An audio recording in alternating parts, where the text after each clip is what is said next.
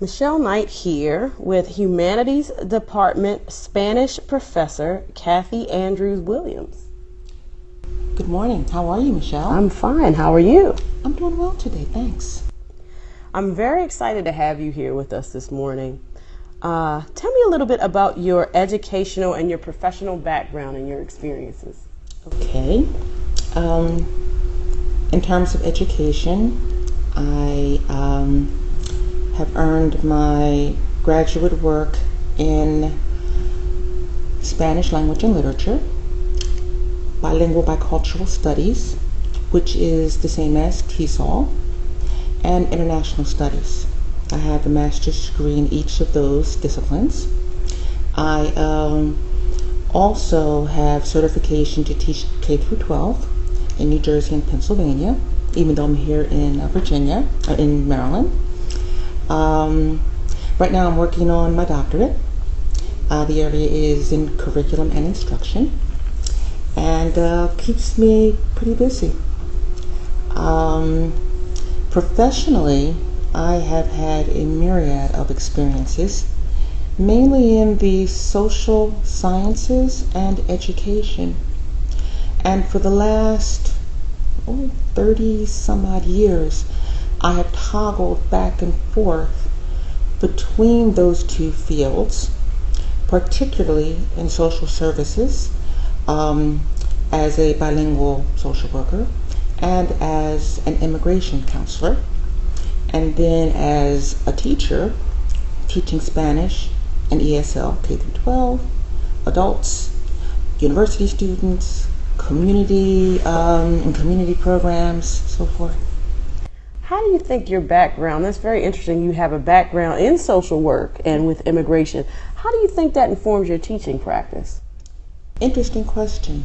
I am able to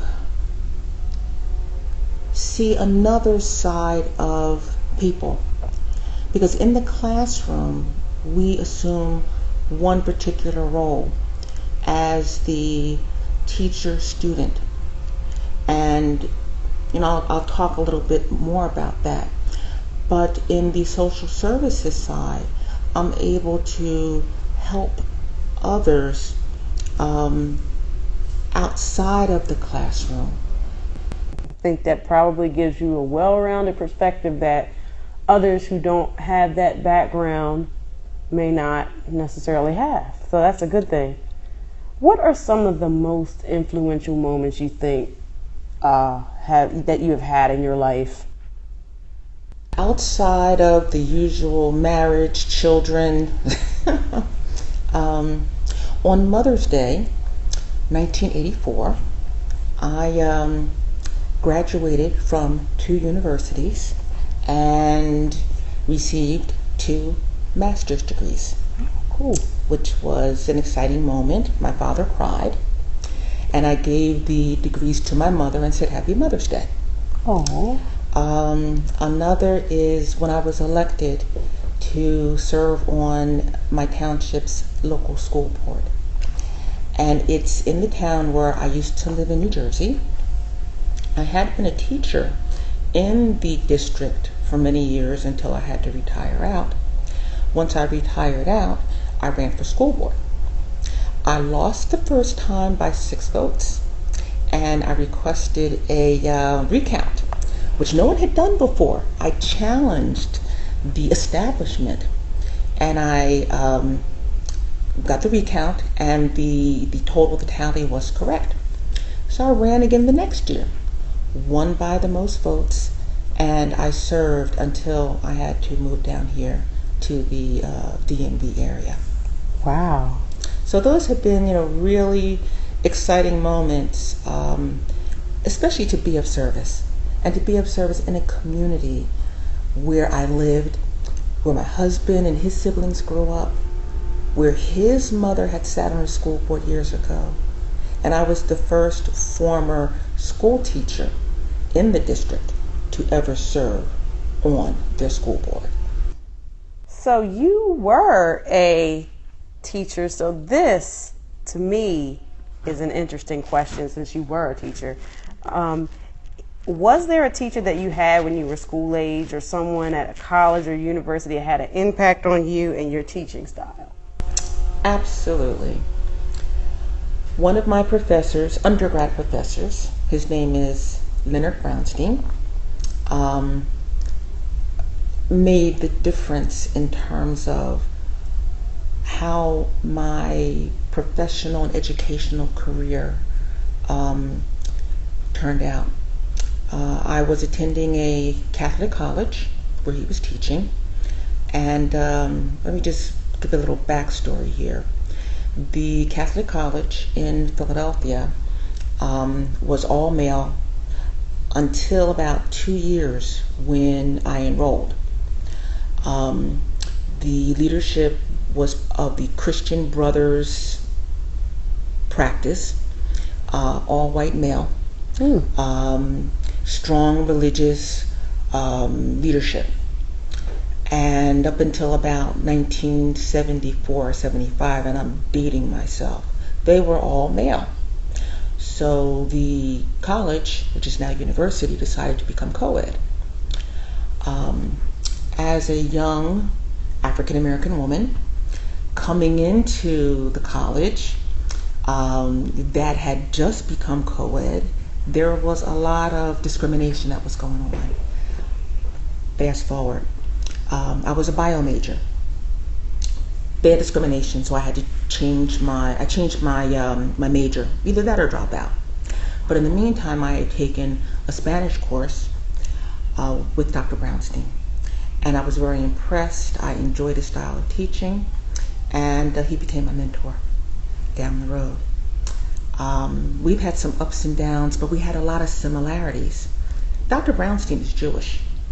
I'm an African American woman. We were in a place where he was working in a Catholic college dominated by white males. I am African American woman in a Catholic college dominated by white males. So he and I both felt a sense of discrimination and even sometimes marginalization, and that's how we bonded. Dr. Brownstein has since retired, lives in Spain. I talk with him regularly, but seeing the struggles that he went through in the college, especially to inaugurate graduate programs, and how he was stalled, and I think because he was Jewish, it helped me to see that I guess I'm not the only one that experiences discrimination. So we had that bond there, so to say, and it's just been a remarkable, wonderful relationship. I think that's amazing that you all found allies in one another, and I can see too how he would have been marginalized in a school like that. What made you, I'm just curious, what made you want to enroll in that school? I received full scholarship. This was 1976. A lot of affirmative action programs were taking off. And this particular college, in terms of giving back to the community, now again, the college is Catholic college, pretty strong in a largely black populated community. And one of their missions or goals was to have more diversity. And my mother was attending at the time she was going in the evenings, and I liked the college. I found out that they had this program that helps young black high schoolers who are interested in enrolling. Well, I completed an application, went through an interview, and won a 4-year scholarship. So are there any classroom activities or practices that you strongly believe in, and if so, what are they? I subscribe to the principles of universal design for learning because, as I stated before, I believe all students can learn if there's a will and a way. And universal design offers different strategies to meet all students' learning needs, preferences, abilities, likes, so forth. I started using universal design practices, maybe 10, 15 years ago. And that came out of multiple intelligence theory by Gardner. And he also came up with different ways for students to show how they learn and to show and express their learning. Universal design just takes it a step further with actual principles, guiding principles, and strategies. And this is across the board for all disciplines. So how are you able to use that universal design in your teaching? How has it changed since you started implementing that? Technology, number one, has helped a lot. But the practices are very basic, where every good educator who knows what they're doing should have a repertoire of different strategies, just in terms of to help students organize, to help students with their thinking skills, to help students reflect on their learning, and provide multiple means where they can show what they know outside of just sitting at a desk and writing. But there are a lot of ways that students can demonstrate what you taught them. So then what would be one of the most important things to consider when you engage students? There's more than one thing. I think what's important is relationship. And for students on all levels, they are concerned with how much you care. And I have found through over 30 years of teaching, it's that a lot of students, they really don't care how much you know, even though they do, but they don't, but they're really interested in care more in how much you care. And building that relationship is the first step in learning. The rest is easy. And many times I like to include my students in some of the decision making that we do in class. There's a new I'm not going to call it philosophy, but a new way of teaching in terms of not just student-centered, but also co-learning with students. There have been times when I give my students a choice in terms of an exam or an assessment.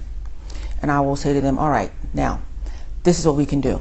And usually in class, I will tell them, you know, I am a benevolent dictator,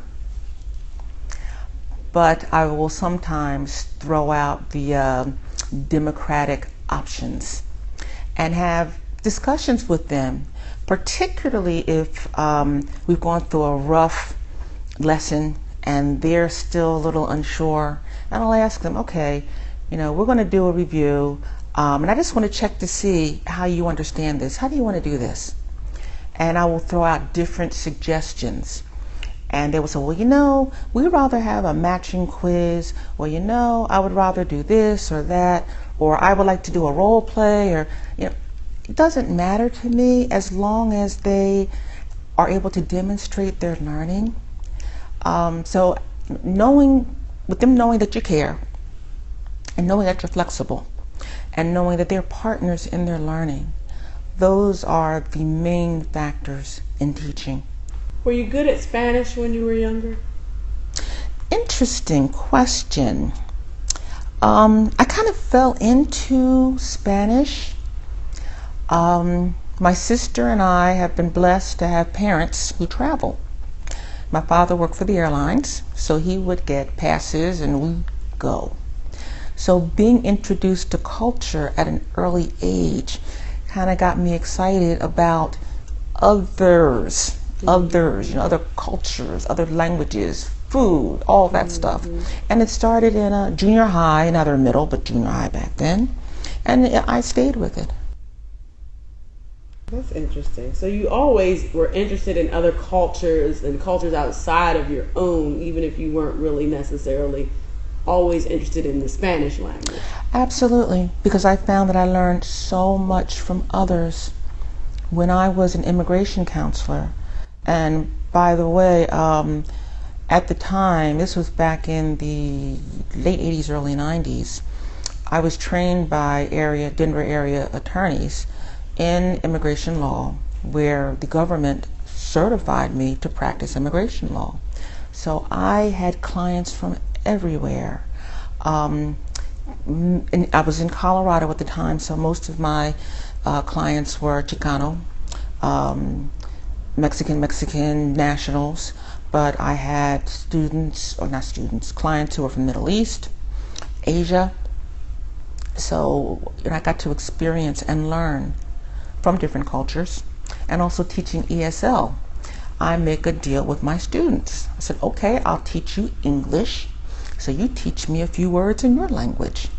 So it's a sharing, and I'm always learning something new all the time about cultures, traditions, history from the natives themselves, not from CNN or not from the newspaper, not from a Western perspective, but I have conversations with South Korean nationals, or with Ethiopians, or with Ghanans, with people from the Middle East, because they tell me their stories from their perspective, and why should I doubt it? Because it's their history. So they're the ones telling the story. They're the ones telling their story, and I listen, and I'll say, that's really interesting, because that's not how it's being told here. And they say, yeah, I know.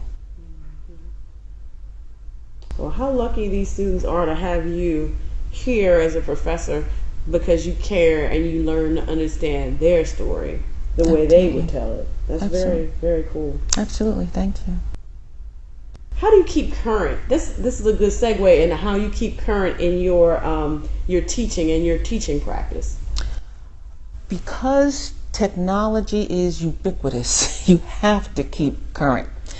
I attend workshops given here through Elite and through other departments. I go to different conferences, to workshops and seminars, sometimes online, and I'm also working on my dissertation. So that keeps me very current with everything that's going on, particularly in curriculum and instruction. If you could go back in time, is there anything that you would have done differently in your classroom teaching, knowing what you know now? I mean, you've had 30 years worth of experience. Yeah. I would have been more student-centered from the beginning, because the traditional way is teacher talks, student listens, teacher talks, student listens, or they answer a question out of a book. When I was teaching, I was following my agenda, the teacher's agenda, expecting the students to be compliant and learn based on what not only I thought they needed to learn, but how I thought they did learn. And I was not student-centered, where I could get feedback from them to find out exactly, how do you want to do this? Co-teach, that type of experience. That sounds a lot like what I am hearing, because I've been doing these interviews for a while, and it sounds like a lot of people, when I ask that question, they say, oh, I would go back, I would be more student-centered, or they might not use those exact words, or they say, I would be more flexible and things like that. And I think that a lot of that does come with competence. Yes. Once you're more confident, then you feel more comfortable to be able to be flexible in that That's right. space. Is there anything that I haven't asked you that you would like for me to know about your philosophy of teaching and learning? And if so, what would that be? I believe in meeting students where they are when they're in the classroom. And when I say that, everyone does not start class at the same place. When I say meet them where they are, not just educationally, but emotionally, with confidence, and also being aware of some of their social or social economic issues that they're dealing with and struggling with. Students here many times are concerned that I may not get my financial aid this semester, so that's going to have an impact. When teaching adult students, there were issues of I have to work, I have a family, those challenges. I follow the teaching philosophy of Paulo Freire. And Freire was a Brazilian educator and activist. And in his teaching, he met his students where they were. And a lot of his teaching included and incorporated real-life issues, particularly those issues that had to do with why there was poverty, why they were struggling economically, why there were social issues going on, political issues going on. All of that does impact education. Even here, we may not express it in our classrooms, but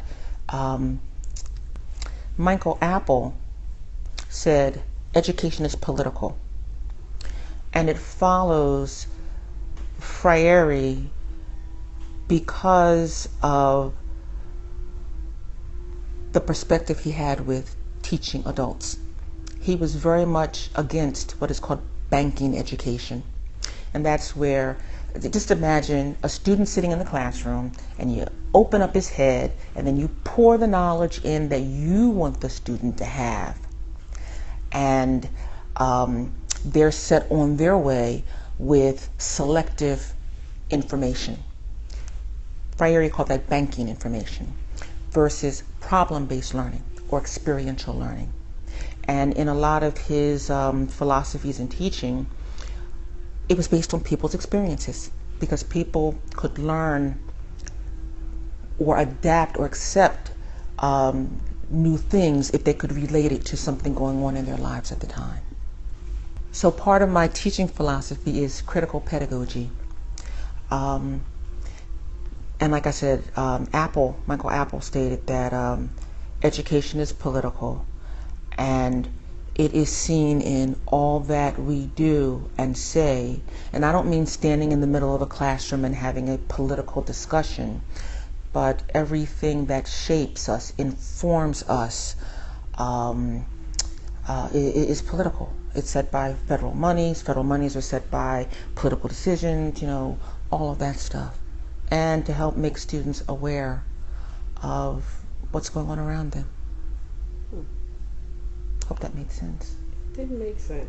A Yeah. lot of food for thought. Yeah. And exactly what we're really hoping to capture is what you believe, how your person has been impacted by your teaching, and how your teaching impacts your person. So this is awesome. Yeah, for me, I just feel so blessed and thankful when I see a student achieve something that they have been fearing. And being a Spanish teacher, everyone is petrified when it comes to speaking Spanish. And that does not become the elephant in the room, because I don't let it become the elephant in the room. And a lot of my practices that I do, I try to engage students with the teaching and learning. Example, first day of class, I do not open the textbook. Okay? I teach the greetings by modeling and having the students practice with me and then practice with each other. They're able to stand up, meet, and greet. I talk about how different people meet and greet, either shaking hands. Many times if it's young women who are friends, when they're greeting on campus or what have you, kiss on the cheek. And when you are speaking with someone or communicating with someone, there's a space issue. So there's a lot just in the dynamic of the first day of class.